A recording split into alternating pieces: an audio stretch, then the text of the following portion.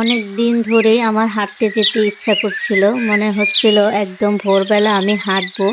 কিন্তু আজকে উঠে দেখি অনেকটা অন্ধকার রয়েছে।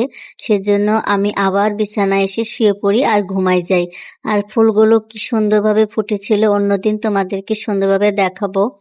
এখানে আমি ঘুম থেকে উঠে এখানে ৮টার দিকে আমি নাস্তা বানাচ্ছিলাম সকালের। তো আজকে আমি রুটি আর মিষ্টি দিয়ে নাস্তাটা করে নেব। রসগোল্লা খেতে তো আমি খুবই পছন্দ করি। আমার মেয়েও খুব পছন্দ করে। তোমরা কারা কারা এই রসগোল্লা দিয়ে মিষ্টি খাও অবশ্যই কমেন্ট করে কিন্তু জানিয়ে যাবা। নাস্তা করার পর কিন্তু সংসারে আরো অনেক কাজ থাকে, সেগুলো করে নিয়েছি। তারপরে মেয়েকে স্কুল থেকে নিয়ে এসেছি।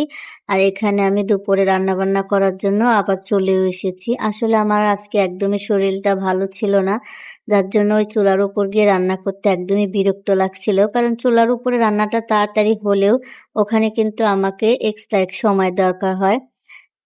যেহেতু একদমই ভালো লাগতেছিল না, তার জন্য আর আমি চুলার উপরে যাই নাই। তো এখানে আমি একটা তরকারি রান্না করে নেব, সিম আলু দিয়ে একটা মাছের তরকারি করব আর ভাতটা করে নেব।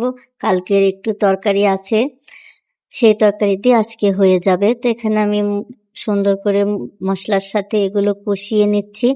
আর আমি কই মাছ রান্না করব। আর মেয়েদের এই একটাই সমস্যা, ভালো না লাগলেও কিন্তু রান্না করতে হবে, যেহেতু নিজের সংসার, এখানে সাহায্য করার মতো কেউই নাই। তাই ভালো না লাগলেও কিন্তু রান্নাটা করতেই হবে, কারণ খেতে হবে, তা না হলে তো না খেয়ে থাকতে হবে।